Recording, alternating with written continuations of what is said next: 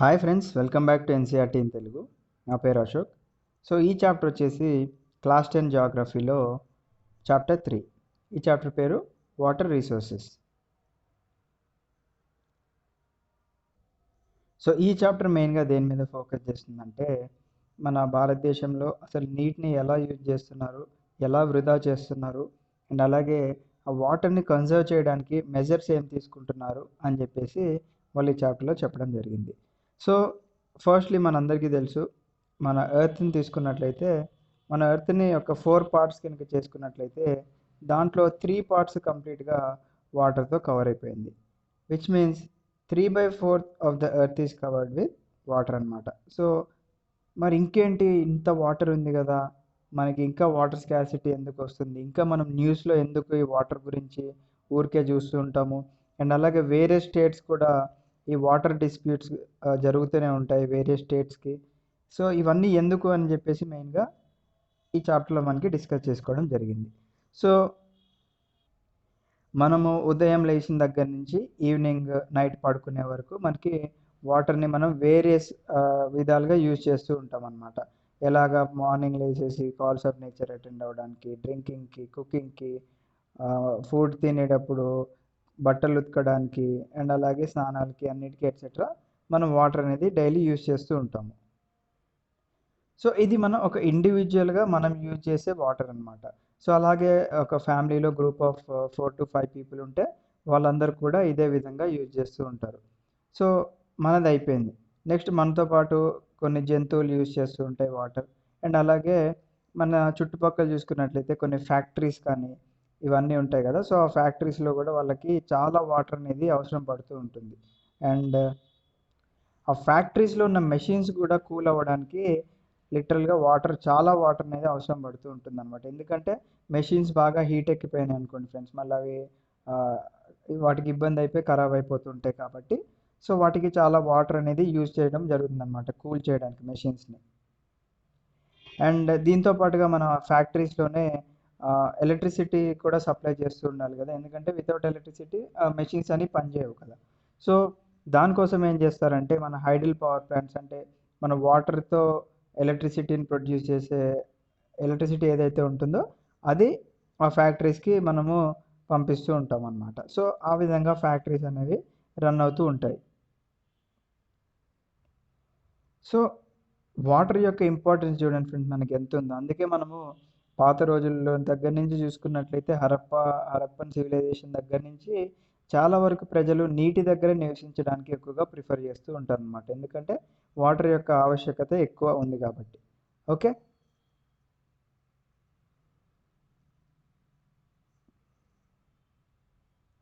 So మరి 3/4 of the earth is covered with water అన్నారు. But only మనం use చేసే వాటర్ ఏదైతే ఉందో అది చాలా తక్కువ ప్రపోర్షన్లో ఉంది అని చెప్పేసి అంటున్నారు. ఎందుకంటే మనం యూజ్ చేసేది ఫ్రెష్ వాటర్ కాబట్టి అది మన భూమి మీద చాలా తక్కువ మొత్తంలో ఉందని చెప్పేసి చెప్తున్నారు అనమాట. సో ఈ ఫ్రెష్ వాటర్ మనం ఎక్కడ చూస్తూ ఉంటామంటే, మన చుట్టుపక్కల పారే నీటిని, అంటే మనకి చుట్టుపక్కల అదే మన స్టేట్ తీసుకున్నట్లయితే గోదావరి, కృష్ణ ఎట్సెట్రా, అండ్ అలాగే కొన్ని చెరువులు అలా పారే నీరు ఉంటాయి. అండ్ అలాగే గ్రౌండ్ వాటర్ ఉంటుంది మనకి, మనం బోర్వెల్స్ వేసి మనం వాటర్ని తీసుకుంటూ ఉంటాం కదా. సో ఈ వాటర్ అనేది మనకి కంటిన్యూస్గా రెన్యూ అయిపోతూ ఉంటుంది అనమాట, ఈ గ్రౌండ్ వాటర్ కానీ ఈ వాటర్ అనేది. సో ఇది ఒక హైడ్రలాజికల్ సైకిల్, ఒక ప్రాసెస్ ద్వారా మనకి వాటర్ అనేది మనకి ఎవ్రీ ఇయర్ అంటే ప్రతి డే రెన్యూ అయిపోతూ రీఛార్జ్ అయిపోతూ ఉంటుందన్నమాట.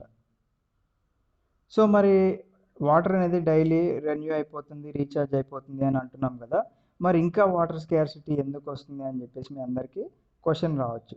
సో వాటర్ ఏదైతే ఉందో అది మనకి లిమిటెడ్గా యూజ్ చేస్తే అందరికీ సరిపోతుంది ఫ్రెండ్స్. బట్ ఏంటంటే చాలామంది వాటర్ని ఓవర్ యూసేజ్ చేస్తూ ఉంటారు. సో దానివల్లనే, అండ్ ఇంకోటి ఏంటంటే మన పాపులేషన్ కూడా మనకి ఆబ్వియస్గా డైలీ పెరుగుతూనే ఉంది కాబట్టి సో పాపులేషన్ పెరుగుతుంది, ఒక పక్క వాటర్ ఏమో చాలా తక్కువగా ఉన్నాయన్నమాట. సో వాటిని మనం లిమిటెడ్గా యూజ్ చేసుకోకపోతే వాటర్ స్కాసిటీ అనేది మనకి కంపల్సరీగా వస్తుంది. సో ఇక్కడ నీరు మొత్తము ఒక హైడ్రలాజికల్ సైకిల్లో మూవ్ అయిపోతూ ఉంటుంది కాబట్టి మనం ఏం చెప్పుకోవచ్చు అంటే water is a renewable resource అని చెప్పేసి చెప్పుకోవచ్చు. సో మనం లాస్ట్ చాప్టర్స్లో డిస్కస్ చేసుకున్నాము రెన్యూవబుల్ రీసోర్సెస్ గురించి. ఒకసారి అవి కూడా మీరు ఒకసారి చూడండి. సో కొంతమంది సైంటిస్ట్ ఏం ప్రెడిక్ట్ చేస్తున్నారంటే ఫ్రెండ్స్, మనకి 2025 ఇయర్ నాటికి మన ప్రపంచం మొత్తంలో 2 బిలియన్ పీపుల్ వాళ్ళు వాటర్ స్కాసిటీ అంటే నీటి కొరత వాళ్ళకి వస్తుంది అని చెప్పేసి వాళ్ళు అంచనా వేయడం జరిగిందనమాట. సో దానికోసం మనం ఏం చేయాలి, ఏం మెజర్స్ తీసుకోవాలని చెప్పేసి మనకి ఈ చాప్టర్లో చెప్తున్నారు. సో దానికన్నా ముందు మనకి ఇక్కడ water scarcity and need for water conservation and management గురించి ఇచ్చారనమాట. సో వాటర్ స్కాసిటీ అంటే నీటి కొరత. So and the need for the water conservation అంటే నీటిని మనం ఎలా పొదుపు చేయాలి అండ్ అలాగే మనము ఎలా మేనేజ్ చేయాలని చెప్పేసి మనకి ఇక్కడ చెప్తున్నారు. సో మనము ఈ నీటి కొరత గురించి మాట్లాడుకునేటట్టయితే చాలామందికి మైండ్లో ఏమొస్తుందంటే థాట్, అది మెయిన్గా వాళ్ళు తక్కువ రెయిన్ఫాల్ పడే ఏరియాస్ అండ్ అలాగే డ్రాట్ ప్రోన్ ఏరియాసే మనకి ఎక్కువగా గుర్తొస్తూ ఉంటాయి అన్నమాట. ఎందుకంటే వాళ్ళకి అక్కడ వాటర్ చాలా తక్కువగా ఉంటుంది. సో ఈ ప్లేసెస్ ఎక్కువగా గుర్తొస్తూ ఉంటాయి. అండ్ అలాగే డెజర్ట్ ఏరియాస్ లైక్ రాజస్థాన్, ఈ ఏరియాస్ గుర్తొస్తూ ఉంటాయి అన్నమాట. ఎందుకంటే మనం చాలా మూవీస్లో అండ్ చాలా బుక్స్ మీద కూడా చూస్తూ ఉంటాము. చాలామంది మహిళలు వాళ్ళ తలపైన ఒక 4-5 కుండలు పెట్టుకొని నీటి కోసం ఎన్నో కిలోమీటర్స్ నడుస్తూ ఉంటారనమాట. సో వారిని అడిగితే తెలుస్తుంది అనమాట అసలు వాటర్ కష్టం ఎలా ఉంటుందని చెప్పేసి. ఇప్పుడు మనకి మనం సిటీస్లో అండ్ టౌన్స్లో నివసిస్తున్నాం కాబట్టి మనకి టెక్నాలజీ పెరిగింది కాబట్టి మన ఇంటి పైన ట్యాంక్స్ పెట్టుకుంటున్నాము. అండ్ అలాగే వాటర్ని స్టోర్ చేయడానికి ఇంటి కింద సంపులో నీళ్ళు స్టోర్ అయిన తర్వాత వాటిని మోటార్ ద్వారా పైకి పంపించి మనం ట్యాప్స్లో వాటర్ యూజ్ చేసుకొని చాలా హ్యాపీగా ఉంటున్నాం. బట్ చాలా వరకు పువర్ విలేజెస్లో ఏంటంటే ఈ నీటి కోసం చాలా ఇబ్బంది పడుతున్నారు అనమాట వాళ్ళు. అది జనరల్గా మనకి చాలా తక్కువ తెలుస్తుంది. ఎందుకంటే మన స్టేట్లో ఆల్మోస్ట్ వాటర్ అనేది చాలామందికి అంటే లభిస్తూనే ఉంది వాటర్. బట్ కొన్ని స్టేట్స్లో ఏంటంటే వాటర్ కోసం వాళ్ళు చాలా కష్టపడుతున్నారు ఫ్రెండ్స్. కొన్ని కిలోమీటర్లు నడుస్తూ ఉంటారు మహిళలు. అండ్ అలాగే కొంతమంది సైకిల్స్ మీద కానీ వెహికల్స్ మీద కానీ వాళ్ళు వెళ్ళి వాటర్ని తీసుకొని చాలా పొదుపుగా వాడుతూ ఉంటారు అన్నమాట. సో అలాంటి వాళ్ళని అడిగితే కరెక్ట్గా తెలుస్తుంది మనకి వాటర్ యొక్క యూసేజ్ అండ్ వాటర్ యొక్క ఇంపార్టెన్స్. సో ఈ వాటర్ యొక్క అవైలబిలిటీ మనకి ఆ స్పేస్ని బట్టి అండ్ అలాగే టైంని బట్టి చేంజ్ అయిపోతూ ఉంటాయి. అండ్ అలాగే మనకి సీజన్స్ని బట్టి మనకి వాటర్ అనేది చేంజ్ అవుతూ ఉంటుందన్నమాట. సో మనకి మోస్ట్ కేసెస్లో మనకి వాటర్ స్కాసిటీ ఎప్పుడు వస్తుందంటే ఓవర్ ఎక్స్ప్లాయిటేషన్ అంటే అతిగా యూజ్ చేయడం వల్ల అండ్ అందరికీ సమానమైన యాక్సెస్ లేకపోవడం వల్ల మనకి మెయిన్గా స్కాసిటీ అనేది వస్తూ ఉంటుంది అనమాట. So where is then water scarcity likely to occur. మరి వాటర్ స్కాసిటీ మెయిన్గా అసలు ఎక్కడ అక్కర్ అవుతుంది? మనం చెప్పుకున్నాము ప్రెసిపిటేషన్ వల్ల, surface run of and ground వాటర్లో మనకి వాటర్ అనేది అవైలబుల్గానే ఉంటుంది. మరి ఆ వాటర్ స్కాసిటీ మెయిన్గా ఎక్కడ అక్కర్ అవుతుందని చెప్పేసి మనం క్వశ్చన్ చేసుకున్నట్లయితే ఇక్కడ మనకి మెయిన్గా పాపులేషన్ ఏదైతే ఎక్కువగా ఉంటుందో ఆ ఏరియాస్లో వాటర్ స్కాసిటీ అనేది ఉంటుందన్నమాట. ఫర్ ఎగ్జాంపుల్ తీసుకున్నట్లయితే పెద్ద పెద్ద సిటీస్ లైక్ ముంబై కానీ హైదరాబాద్, ఢిల్లీ, సో ఈ ఏరియాస్ కనుక తీసుకున్నట్లయితే మనకి వాటర్ స్కాసిటీ అనేది చాలా ఎక్కువగా మనకి కనిపిస్తుంది అనమాట. ఎందుకంటే పాపులేషన్ పెరిగితే ఆబ్వియస్గా వాటర్ యూసేజ్ అనేది పెరిగిపోతుంది కాబట్టి సో ఆ విధంగా మనకి వాటర్ స్కాసిటీ అనేది ఎక్కువగా ఉంటుంది. అండ్ అలాగే కొన్ని ఏరియాస్లో ఏంటంటే రిచ్ పీపుల్కి వాటర్ అనేది కంప్లీట్గా అవైలబుల్గా ఉంటుంది. అండ్ అలాగే మిడిల్ క్లాస్ ఫ్యామిలీస్ వాళ్ళందరూ కూడా వాటర్ అనేది సఫిషియెంట్గా ఉంటుంది. బట్ పూర్ పీపుల్ ఎవరైతే ఉంటారో బాగా పూర్ గుడిసెల్లో కానీ లేకపోతే చిన్న చిన్న ఇల్లులు కానీ వాళ్ళకి ఏంటంటే ఆ వాటర్ ట్యాంక్స్ పెట్టుకునే ఫెసిలిటీ కానీ ఆ బోర్ వేయించుకోవడానికి డబ్బులు లేకపోవడం వల్ల కానీ వాళ్ళంతా గవర్నమెంట్ పైప్ లైన్స్ మీదనే డిపెండ్ అయి ఉంటారు అనమాట. సో అలాంటి వాళ్ళు మెయిన్గా ఎక్కువ సిటీస్లో అండ్ టౌన్స్లో సఫర్ అవుతూ ఉంటారు.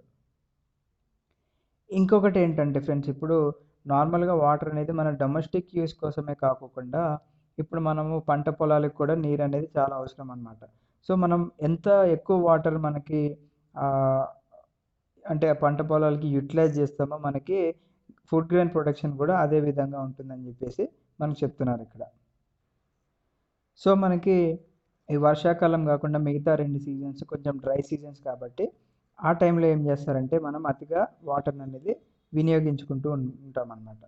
సో సో ఇరిగేషన్ అనేది మనకి లార్జెస్ట్ కన్జ్యూమర్ ఆఫ్ వాటర్ అని చెప్పేసి చెప్తున్నాను అనమాట. అగ్రికల్చర్ పర్పస్ కోసం మనము ఏదైతే యూజ్ చేస్తామో ఇది కూడా one of the largest consumer of water అని చెప్పేసి చెప్తున్నారు. సో ఇందుకోసం మనము drought resistant crops and dry farming techniques use చేయాల్సి ఉంటుందన్నమాట. సో ఇక్కడ కొంచెం మనకి ఇమేజెస్ ఇచ్చారు చూడండి ఫ్రెండ్స్.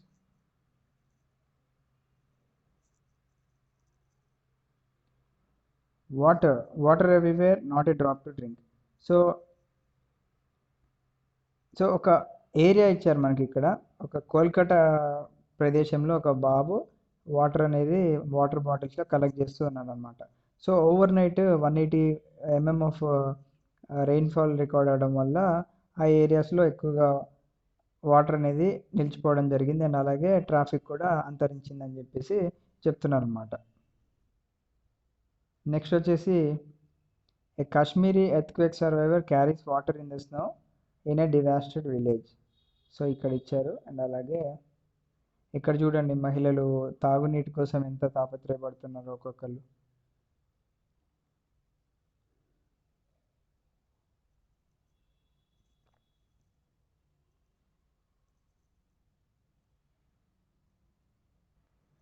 సో మనము చాలా వరకు చూస్తూ ఉంటాము మన ఫార్మర్ ఫ్రెండ్స్ ఎవరైతే ఉన్నారో సో వాళ్ళకి చాలా వరకు ఓన్గా వెల్స్ అండ్ ట్యూబ్ వెల్స్ ఉంటాయి అన్నమాట. అంటే బావులు అండ్ అలాగే బోర్వెల్స్ వాళ్ళకి అంటే బోర్ బావులు అంటారు కదా. సో అవి వాళ్ళ పొలాల్లో పెట్టేసి మనకి పొలాలకి నీటి సదుపాయం ద్వారా వాటర్ అనేది పొలాలకి పంపిస్తూ ఉంటారు అన్నమాట.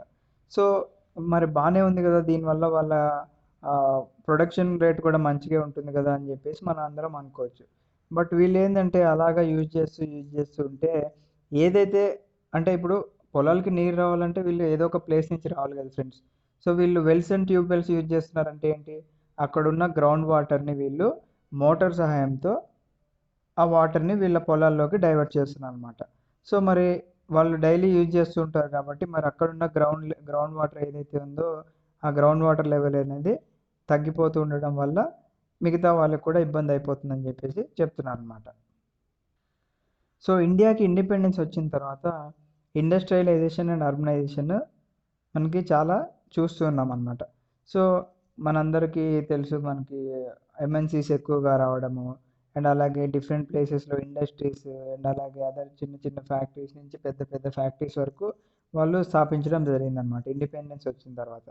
సో వీళ్ళేంటి ఆ విధంగా స్థాపించడం వల్ల ఆ ఏరియాలో ఉన్న ఫ్రెష్ వాటర్కి ఏదైతే ఉందో అక్కడ వీళ్ళే యూజ్ చేసుకొని అక్కడ ఫ్రెష్ వాటర్కి వీళ్ళు మిగతా వాళ్ళకి సప్లై కాకుండా యూజ్ చేసుకునేవాళ్ళు అనమాట. సో వాళ్ళు ఆ ఫ్రెష్ వాటర్ని యూజ్ చేసుకోవడమే కాకుండా దానికి ఇందాక మనం డిస్కస్ చేసుకున్నట్టుగా ఎలక్ట్రిసిటీ కూడా అవసరం కాబట్టి వాళ్ళు అదే వాటర్తో హైడ్రో ఎలక్ట్రిసిటీని ప్రొడ్యూస్ చేసుకొని వాళ్ళ ఫ్యాక్టరీస్లో యూజ్ చేస్తూ ఉండేవాళ్ళు అనమాట. సో మన ఇండియాలో చూసుకున్నట్లయితే టోటల్ ఎలక్ట్రిసిటీ ప్రొడక్షన్లో హైడ్రో ఎలక్ట్రిసిటీ అంటే వాటర్ని యూజ్ చేసుకొని ఎలక్ట్రిసిటీని ప్రొడ్యూస్ చేసింది అప్రాక్సిమేట్గా 22% ఉందని చెప్పేసి చెప్తున్నాను అనమాట. సో ఒక ఏరియాలో ఎంఎన్సీస్ కానీ లేకపోతే ఇండస్ట్రీస్ కానీ ఫ్యాక్టరీస్ కానీ వాళ్ళు స్టార్ట్ చేశారంటే ఏంటి ఫ్రెండ్స్, ఇప్పుడు ఆ ఏరియాలో వాళ్ళకి జాబ్ ఆపర్చునిటీస్ ఎక్కువ ఉంటాయి కాబట్టి వాళ్ళు చిన్నగా ఆ ఏరియాస్కి మూవ్ అవ్వడం స్టార్ట్ చేస్తూ ఉంటారు అనమాట. సో ఈ విధంగా అక్కడ మనకి పాపులేషన్ అనేది మల్టిప్లై అయిపోతూ ఉంటుంది అండ్ అలాగే పాపులేషన్ అనేది చాలా డెన్స్ పాపులేషన్ అక్కడ ఫామ్ అవ్వడం జరుగుతుంది అండ్ అలాగే అక్కడ ఉన్న లైఫ్ స్టైల్ కూడా మారిపోతూ ఉంటుంది అనమాట.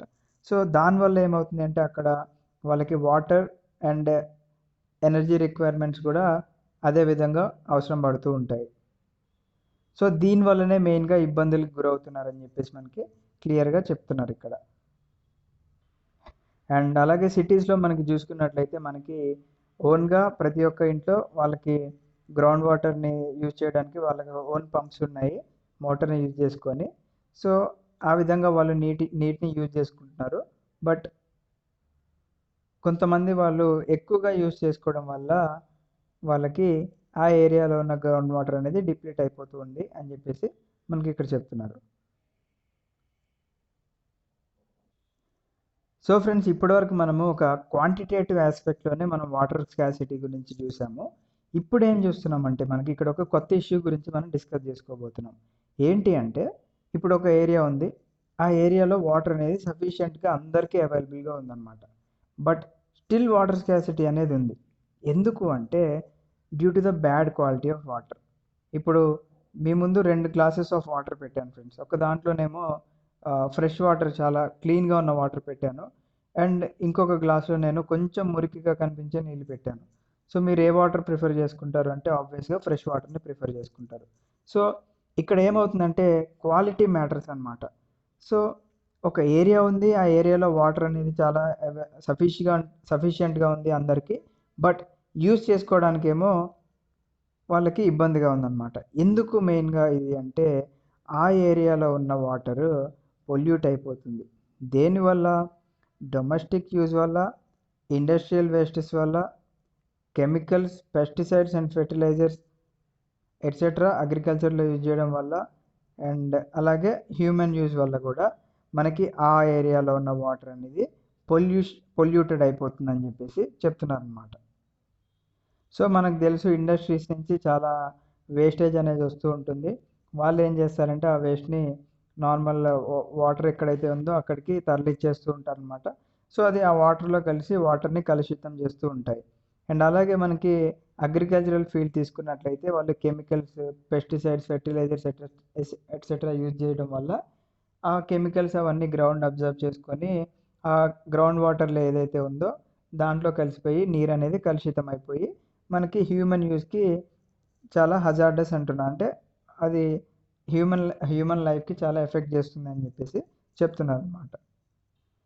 And India's reverse, especially the small once.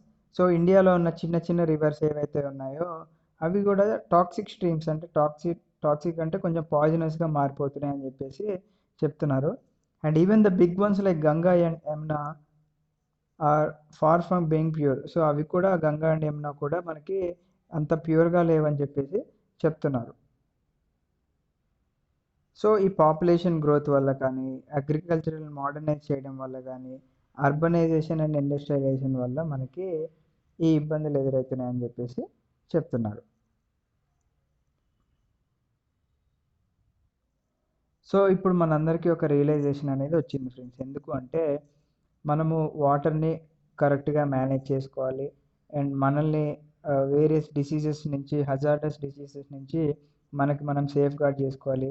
And food సెక్యూరిటీని కూడా మనము ఎన్ష్యూర్ చేసుకోవాలి. అండ్ అలాగే ఒక ప్రొడక్టివ్ లైఫ్ని మనము లీడ్ చేయాలి అంటే, మనము పైన చెప్పుకున్న జాగ్రత్తలు తీసుకోవాలన్నమాట. సో దట్ మనం ఈ డిగ్రేడేషన్, మన న్యాచురల్ ఈకోసిస్టమ్ని డిగ్రేడ్ కాకుండా చూసుకోవచ్చు. So over exploitation and mismanagement of water resources will impoverish this resource and cause ecological crisis. So మనం ఓవర్ ఎక్స్ప్లాయిటేషన్ అండ్ వాటర్ని మిస్మేనేజ్మెంట్, అంటే సరిగ్గా మేనేజ్ చేయకపోవడం వలన మనకి ఇకలాజికల్ క్రైసిస్ అనేది వస్తుంది. దీనివల్ల మన లైఫ్కే ఇబ్బంది పడుతుంది అని చెప్పేసి వాళ్ళు క్లియర్గా చెప్తున్నారు మనకి. సో మన కంట్రీలో డిఫరెంట్ మల్టీపర్పస్ రివర్ ప్రాజెక్ట్స్ చేపడుతున్నారు. అండ్ అలాగే ఇంటిగ్రేటెడ్ వాటర్ రిసోర్స్ మేనేజ్మెంట్ గురించి మనకి ఇప్పుడు డిస్కస్ చేసుకోబోతున్నాం. సో మనకి ఏన్షియంట్ టైమ్స్ నుంచి చూసుకుని అండ్ మోడర్న్ టైమ్స్ వరకు మనము వాటర్ని కన్జర్వ్ చేయడానికి అండ్ వాటర్ని మేనేజ్ చేసుకోవడానికి ఏం చేసేవాళ్ళం ఫ్రెండ్స్? మనము డ్యామ్స్ కట్టడం కానీ, లేకపోతే స్టోన్ రబుల్, అంటే తెలుగులో కరకట్ట అని చెప్పేసి అంటూ ఉంటారు కదా. సో ఆ కట్టలు అండ్ అలాగే కొన్ని రిజర్వాయర్స్ అండ్ క్యానల్స్, ఇవన్నీ కూడా కన్స్ట్రక్షన్ చేయడం జరుగుతుందన్నమాట. ఎప్పుడు మన ఏన్షియంట్ టైం నుంచి మోడర్న్ టైం వరకు. సో మనకి ఏవైతే రివర్ బేసిన్స్ ఉన్నాయో వాటిపైన మనం కన్స్ట్రక్ట్ చేసుకొని వాటిని స్టోర్ చేసుకోవడము అండ్ అలాగే ఫ్యూచర్ యూజ్ చేయడం కోసం మనము వాటిని అలా పెట్టుకోవడం జరుగుతుంది. సో మనం ఏన్షియంట్ టైమ్స్లో నుంచి చూసుకున్నట్లయితే మనకి 1st century BCలో ఏదైతే ఫ్లడెడ్ వాటర్ ఉన్నాయో దాన్ని యూజ్ చేసుకొని వాళ్ళు ఒక సోఫిస్టికేటెడ్ వాటర్ హార్వెస్టింగ్ సిస్టమ్ అనేది కన్స్ట్రక్ట్ చేశారనమాట అలహాబాద్లో. అండ్ అలాగే చంద్రగుప్త మౌర్య ఉన్న పీరియడ్లో కూడా డ్యామ్స్, లేక్స్ అండ్ ఇరిగేషన్ సిస్టమ్స్ని చాలా ఎక్స్టెన్సివ్గా బిల్డ్ చేయడం జరిగింది. అండ్ మనం వేరియస్ ఇరిగేషన్ ప్రాజెక్ట్స్ కూడా మనకి ఒడిస్సాలో, ఆంధ్రప్రదేశ్లో, కర్ణాటక అండ్ మహారాష్ట్రలో కూడా చేపట్టడం జరిగిందనమాట. సో దాంతోపాటుగా 11th సెంచరీలో Bhopal lake one of the largest artificial lakes of its times was built. So 11th సెంచరీలోనే మనకి భోపాల్లో ఒక ఆర్టిఫిషియల్ లేక్ అనేది కన్స్ట్రక్ట్ చేయడం జరిగింది. అండ్ అలాగే 14th సెంచరీలో సిరి ఫోర్ట్ ఏరియాలో ఉన్న వాళ్ళకి వాటర్ సప్లై కోసం మన ఇల్తుత్మిష్ గారు ఢిల్లీలో మనకి ఒక ట్యాంక్ని కన్స్ట్రక్ట్ చేయడం జరిగిందనమాట. సో ఇక్కడ మనకి ఒక డ్యామ్ మనకి క్లియర్గా చూడొచ్చు, హిరాకుడ్ డ్యామ్.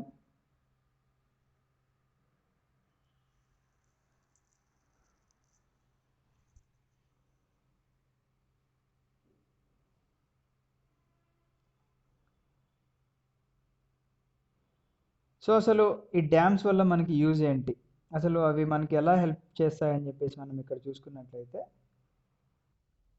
సో మనకి ట్రెడిషనల్గా మనము ఈ డ్యామ్స్ అనేది ఎందుకు బిల్డ్ చేస్తామంటే ఒక రివర్ వాటర్ని మనము లేదా రైన్ వాటర్ని ఇంపౌండ్ చేయడానికి, అంటే ఇండైరెక్ట్గా బంధించడానికి, లేకపోతే ఆ ఉన్న వాటర్ని స్వాధీనం చేసుకొని తర్వాత మనము అగ్రికల్చరల్ ఫీల్డ్కి ఇరిగేషన్ పర్పస్కి యూజ్ చేస్తూ ఉంటాం అన్నమాట.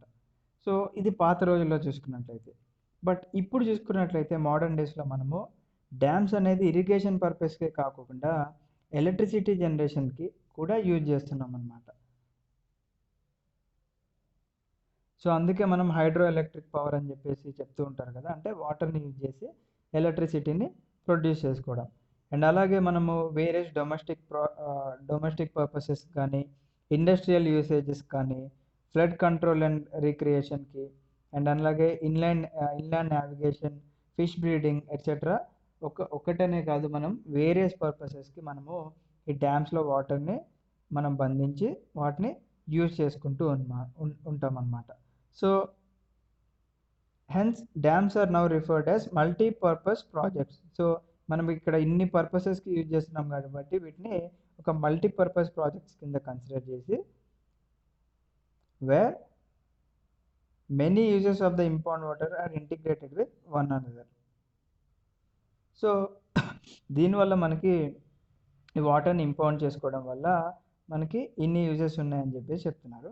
ఇక్కడ ఒక ఎగ్జాంపుల్ ఇచ్చారు చూడండి, మనకి Sutlej Beas river basin and అలాగే బాక్రా నంగల్ ప్రాజెక్ట్ వాటర్, దీంట్లో ఉన్న వాటర్ మనకి ఇరిగేషన్కి యూజ్ చేసుకుంటున్నాము అండ్ అలాగే హైడల్ పవర్ ప్రొడక్షన్ కూడా యూజ్ చేసుకుంటున్నాం అనమాట. Similarly the Hirakud project in the Mahanadi basin integrates conservation of water with flood control. Okay, so మన ఇండియాకి ఇండిపెండెన్స్ వచ్చిన తర్వాత ఈ మల్టీపర్పస్ ప్రాజెక్ట్స్ ఎప్పుడైతే స్టార్ట్ అయినాయో మనకి చాలా ఇబ్బందులు అనేవి మనకి అలా గ్రాడ్యువల్గా తగ్గుకుంటూ వచ్చినాయి అన్నమాట. సో దీనివల్ల మన నేషన్ చాలా డెవలప్ అవుతుంది అండ్ అలాగే నేషన్ యొక్క ప్రోగ్రెస్ కూడా మనము చూడొచ్చు అనమాట, కలోనియల్ రూల్ నుంచి మనము కంపేర్ చేసుకున్నట్లయితే. సో అందుకనే జవహర్లాల్ నెహ్రూ గారు ప్రౌడ్గా ఏం చెప్పారంటే డ్యామ్స్ని టెంపుల్స్ ఆఫ్ మోడర్న్ ఇండియా అని చెప్పేసి ఆయన స్టేట్మెంట్ ఇవ్వడం జరిగిందనమాట.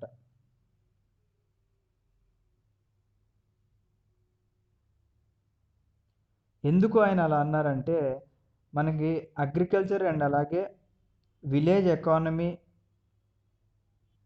అండ్ అర్బన్ ఎకానమీ మనం క్లియర్గా మన కళ్ళకు కట్టినట్టు చూస్తున్నాము దానివల్ల అని చెప్పేసి ఆయన స్టేట్మెంట్ ఇవ్వడం జరిగిందనమాట. సో డ్యామ్ గురించి వాళ్ళు ఒక స్టేట్మెంట్ ఇచ్చారు, definition. A dam is a barrier అంటే ఒక అడ్డంకి across a flowing water. So water అనేది ఈ విధంగా ఫ్లో అవుతుంటే మనకి ఇక్కడ ఒక డ్యామ్ అనేది కన్స్ట్రక్ట్ చేస్తుంటాం, అంటే ఇక్కడ ఇదొక బ్యారియర్, అంటే ఇది ఒక అడ్డంకి అనమాట. ఎందుకు అంటే ఆ వాటర్ని అబ్స్ట్రక్ట్ చేయడానికి, అంటే వాటర్ని ఆపేయడానికి అండ్ అలాగే ఈ వాటర్ని మనం వేరే వాటికి డైరెక్ట్ చేసుకోవడానికి, అంటే అక్కడి నుంచి మనం వేరియస్ అగ్రికల్చరల్ ఫీల్డ్స్కి ఆ విధంగా అండ్ అలాగే డొమెస్టిక్ అండ్ ఇండస్ట్రియల్ యూస్కి ఇక్కడ నుంచి తరలించడానికి కూడా యూజ్ అవుతున్నాయని చెప్పేసి చెప్తున్నారు.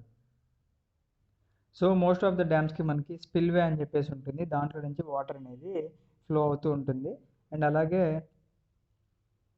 మనకి డ్యామ్స్ యొక్క హైట్ని అండ్ అలాగే వాటి యొక్క స్ట్రక్చర్ని బేస్ చేసుకొని డ్యామ్స్ని క్లాసిఫై చేయడం జరిగింది. లైక్ టింబర్ డ్యామ్స్ అని, embarkment dams, masonry dams etcetera, ఆ విధంగా మనకి చెప్పడం జరిగింది అనమాట. And according to their height, వాటి యొక్క హైట్ని బేస్ చేసుకొని dams can be categorised as large dams and major dams and medium height dams and high dams.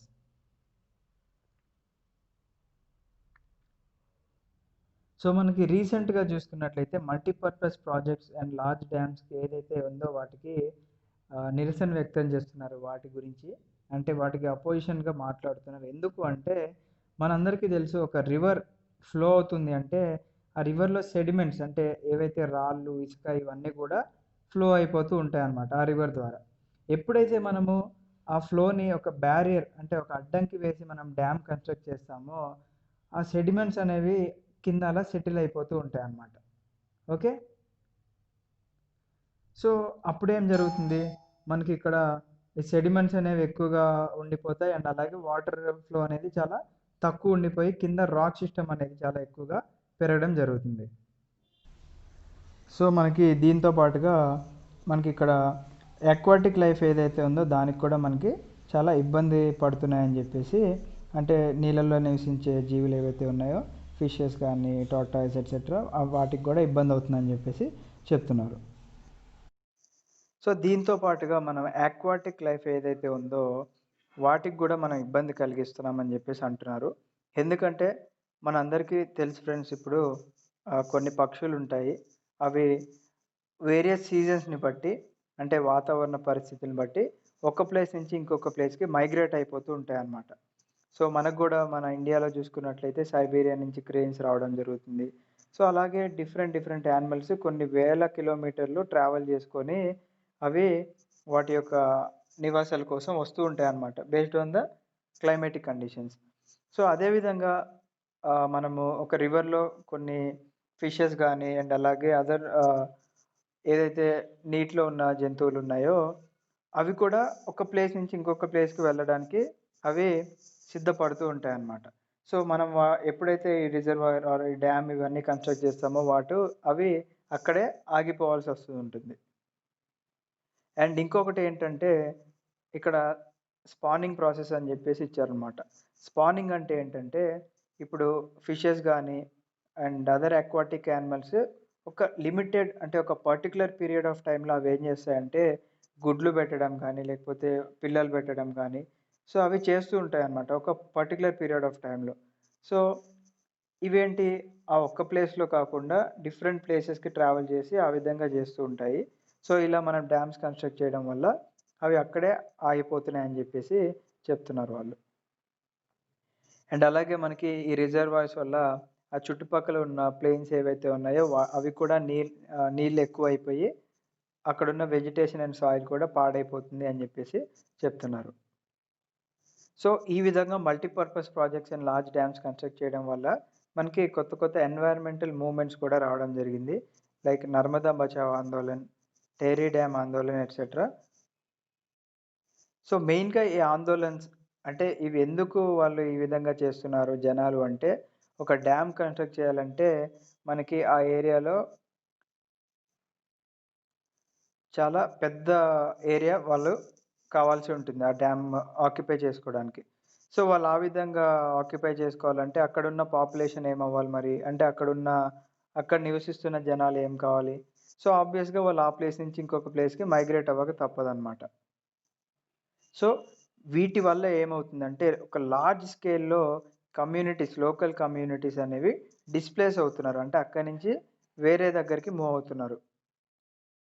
So అక్కడున్న ప్రజలు మనకేమవుతుందంటే వాళ్ళ ల్యాండ్స్‌ని, వాళ్ళ యొక్క లైవ్లీహుడ్‌ని వీటి కోసం సాక్రిఫైస్ చేయాల్సి ఉంటుంది అని జెప్పేసి చెప్తున్నారు వాళ్ళు.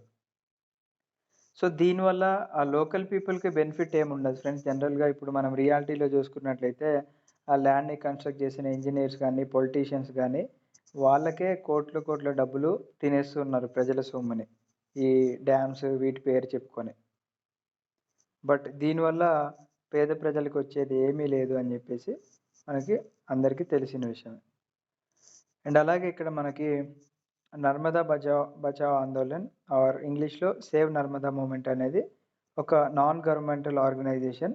వీళ్ళందరూ ఏం చేశారంటే ఆ ఏరియాలో ఉన్న ట్రైబల్ పీపుల్‌ని, ఫార్మర్స్‌ని, ఎన్వైర్న్మెంటలిస్ట్‌ని అండ్ హ్యూమన్ రైట్ యాక్టివిటీస్‌కి అగెయిన్స్ట్ అంటే సర్దార్ సరోవర్ డ్యామ్ ఏదైతే కన్‌స్ట్రక్షన్ జరుగుతుందో దానికి అగెయిన్స్ట్‌గా వీళ్ళు పోరాటం చేశారనమాట. ఎందుకు అంటే దానివల్ల మెయిన్‌గా ఎన్వైర్న్మెంటల్ ఇష్యూస్ వస్తాయి. లైక్ ఆ ఏరియాస్‌లో ఉన్న ట్రీస్ ఏవైతే ఉన్నాయో ఆ వాటర్‌లో మునిగిపోవడం అండ్ అలాగే అక్కడున్న పువర్ సిటిజన్స్ ఎవరైతే ఉన్నారో వాళ్ళు అక్కడి నుంచి వేరే ప్లేస్‌కి డిస్‌ప్లేస్ అయిపోవడం. అండ్ అలాగే అలాంటి వాళ్ళకి మరి రీహాబిలిటేషన్ ఫెసిలిటీస్ కల్పించాలని చెప్పేసి వాళ్ళు గవర్నమెంట్‌ని కోరడం జరిగిందనమాట. సో, ఇక్కడ ఏం జరుగుతుందంటే people felt that their suffering would not be in అంటే వాళ్ళు భరించే అంటే వాళ్ళు చేసిన సాక్రిఫైస్ ఊరికనే పోదు. ఎందుకంటే వాళ్ళు మాకు రిటర్న్‌లో ఇవి కన్‌స్ట్రక్ట్ చేయడం వల్ల మాకు ఇరిగేటెడ్ ఫీల్డ్స్ అండ్ మాకింకా దాంతో పాటుగా చాలా ప్లెంటిఫుల్ హార్వెస్ట్ అంటే చాలా బెనిఫిట్స్ రాబోతున్నాయని జెప్పేసి వాళ్ళు నమ్ముతున్నారనమాట. సో, వీళ్ళేం చేస్తారంటే మా మన నేషన్ కోసం ఈ వీళ్ళ సఫరింగ్స్‌ని ఏదైతే ఉన్నాయో సాక్రిఫైస్ చేశామని జెప్పేసి చెప్తున్నారు.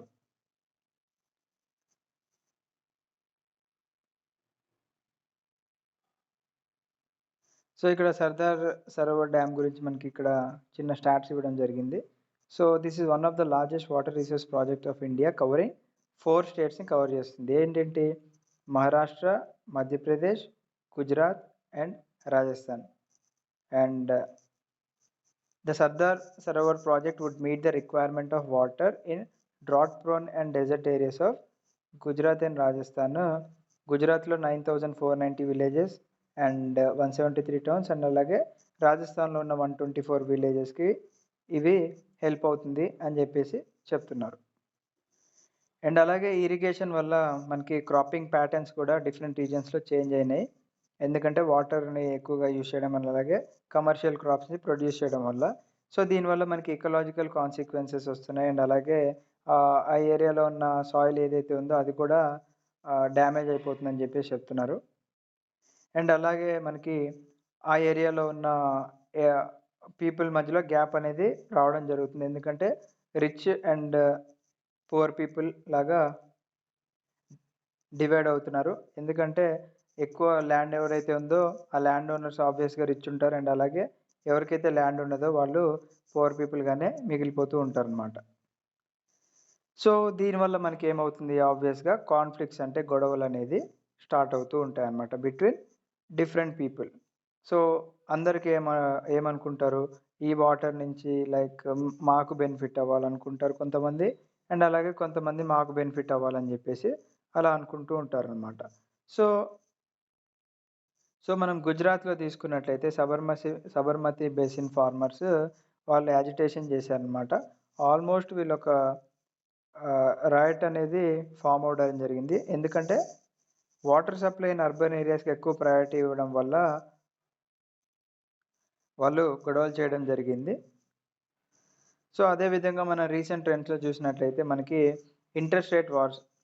So, inter state water disputes కూడా మనకి చాలా వరకు చూస్తూనే ఉన్నాం మనము. మా స్టేట్‌కి ఎక్కువ వాటర్ కావాలి అంటే, మా స్టేట్‌కి ఎక్కువ వాటర్ కావాలి అని చెప్పేసి స్టేట్స్‌కి మధ్యలో కాన్‌ఫ్లిక్ట్స్ అనేవి రావడం జరుగుతుందనమాట. సో, ఇక్కడ మనకొక కాన్‌ఫ్లిక్ట్ గురించి ఇచ్చారు. కృష్ణా అండ్ గోదావరి డిస్ప్యూట్ ఎందుకంటే మెయిన్‌గా ఆ అబ్జెక్షన్ అనేది కర్ణాటక అండ్ ఆంధ్రప్రదేశ్ గవర్నమెంటే రైజ్ చేశారనమాట. ఎందుకంటే it is regarding the diversion of more water at Koyna by the Maharashtra government. So, Maharashtra గవర్నమెంట్‌లో ఉన్న కోయినా ఏదైతే ఉందో అక్కడ మల్టీపర్పస్ ప్రాజెక్ట్ కన్‌స్ట్రక్ట్ చేయడం వల్ల ఆ ఏదైతే వాటర్ ఫ్లో ఉందో అది చాలా తగ్గిపోతుంది. అండ్ అలాగే మనకి అడ్వర్స్ కాన్సిక్వెన్సెస్ ఎక్కువొస్తాయి అగ్రికల్చర్ అండ్ ఇండస్ట్రియల్ సెక్టర్‌కి అని జెప్పేసి వాళ్ళు చెప్పడం జరిగింది. సో ఫ్రెండ్స్, ఇది మనకి పార్ట్ 1 కింద కన్సిడర్ చేసుకొని ఈ వీడియో ఇక్కడితో ఆపేద్దాం. ఎందుకంటే ఇప్పటికే 35 మినిట్స్ దాకా అయితుంది. సో, పార్ట్ 2ని నేను మళ్ళా రేపు అప్‌లోడ్ చేస్తాను. Thank you. జై హింద్.